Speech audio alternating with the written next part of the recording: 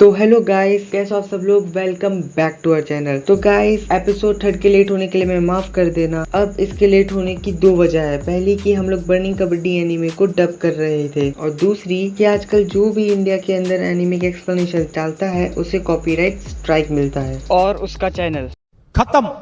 Bye bye, tata, good bye, गया हो जाता है। तो हम ये खतरा अपने चैनल पे नहीं लेना चाहते थे, पर आप सबके इतने कमाल के सपोर्ट और हर वीडियो के कमेंट सेक्शन में एपिसोड 3 की मांग को देखकर हमने तय किया कि हम इस एनिमे को पूरा एक्सप्लेन करेंगे। बाय द वे गाइस, हमारे 500 सब्स कंप्लीट हो चुके हैं, तो उसके लिए मैं यानी डार्क सोल आप लोगों को थैंक यू करना चाहता हूँ and congratulations to you all. तो गाइस, अब ज्यादा वक्त जाया ना करते हुए लेट्स गेट स्टार्टेड।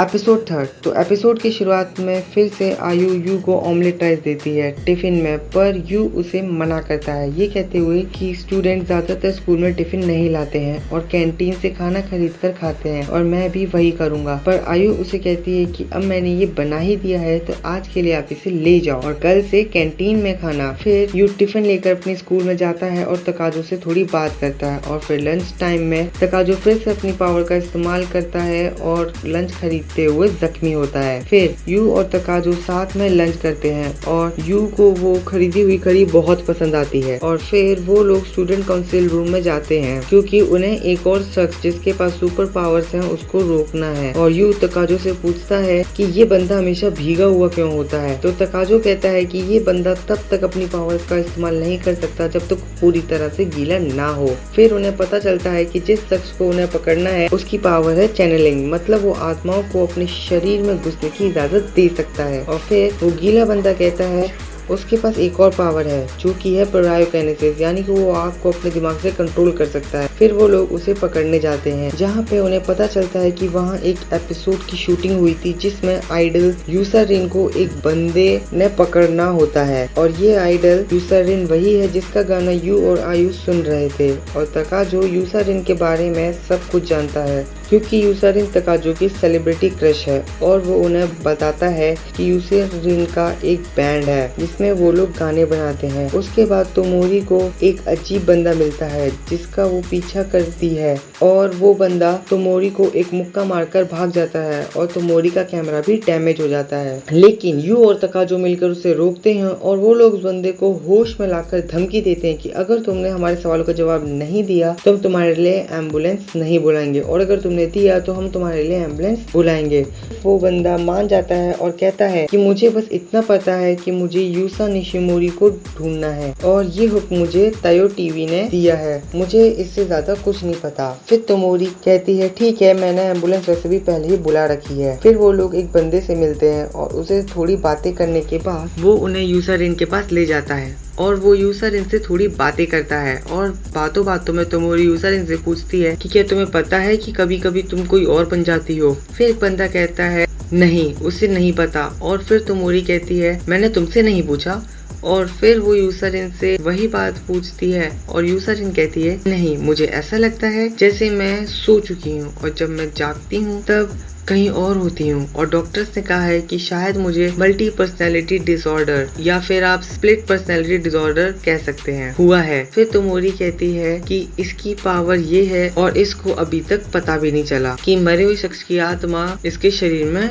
घुस सकती है और ये उनको आने दे सकती है। फिर वो कहते हैं कि वही मीसा जिसकी तुम लोग बातें करते हो कि तोमोरी बीच बीच में मीसा बन जाती है। तब एक बंदा कहता है कि मीसा यूसरिन की बड़ी बहन है जो 6 महीने पहले एक्सीडेंट में मर गई थी। फिर अचानक से मीसा यूसरिन के शरीर में आकर कहती है कि ये सब किसी ऐसे को मत बताओ जिसे तुम थोड़ी देर पहले मिले हो, और फिर कुछ बातों के बाद मीसा अचानक इस सारी जगह पे आग लगा देती है। फिर मीसा को एक बंदा कहता है कि क्या तुम हम सबको मारना चाहती हो। तब मीसा रुक जाती है और पूरी आग बुझा देती है। फिर तोमोरी कहती है तो मीसा जब चाहे तब यूसरिन के शरीर में आ सकती है, मतलब यूसरिन इस एबिलिटी को अब तक मास्टर नहीं कर पाई है, और मीसा जो मर चुकी है उसके पास भी एक एबिलिटी है क्रायोकाइनेटिक नाम की। फिर एक बंदा कहता है कि लोग यूसरिन का इसलिए पीछा कर रहे हैं क्योंकि यूसरिन गलती से ये फोन घर पर ले आई है और ये फोन एक शूट पर मिला था और ये किसी बड़े प्रोड्यूसर का फोन है। यूसर ने इस फोन का एक मैसेज पढ़ा था जिसमें कुछ खुफिया इंफॉर्मेशन थी। फिर तोमोरी कहती है कि अब अगर तुमने ये फोन वापस भी कर दिया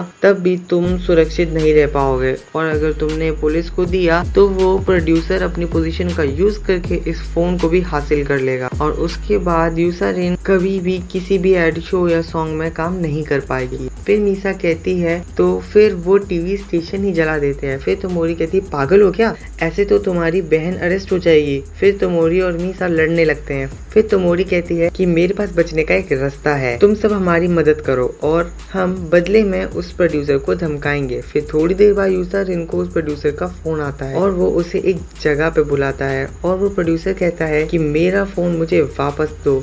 फिर यूसरिन कहती है कि इसे वापस करने के बाद तो मेरा कोई पीछा नहीं करेगा ना। फिर प्रोड्यूसर कहता है कि अब जो भी हो पर तेरा करियर पूरी तरह खत्म हो चुका है। फिर मीसा यूसरिन के अंदर आके उस प्रोड्यूसर के भाड़े के लोगों को मारती है। फिर मीसा प्रोड्यूसर से कहती है कि तुझे लगा कि तू मुझे धमकाएगा पर मैं तुझे यहाँ धमकाने आई हूँ बेवकूफ। और फिर थोड़ी बातों के बाद यू, तकाजो और तोमोरी भी उस प्रोड्यूसर के आदमियों को पीटना शुरू करते हैं। फिर प्रोड्यूसर कहता है कि मुझसे गलती हो गई, प्लीज मुझे माफ कर दो। और फिर मीसा उस प्रोड्यूसर से कहती है कि ठीक है पर अगर अगली बार माफी नहीं मिलेगी। और ये सुनकर वो प्रोड्यूसर वहाँ से भाग जाता है। फिर वो लोग थोड़ी बातें करते हैं और तोमोरी यूसरिन को उनके स्कूल में ट्रांसफर लेने के लिए मना लेती है। और फिर एक बंदा कहता है कि अगर यूसरिन की पावर्स चली गई तो हम फिर मीसा से नहीं मिल पाएंगे। तो फिर तोमोरी कहती है कि शायद नहीं।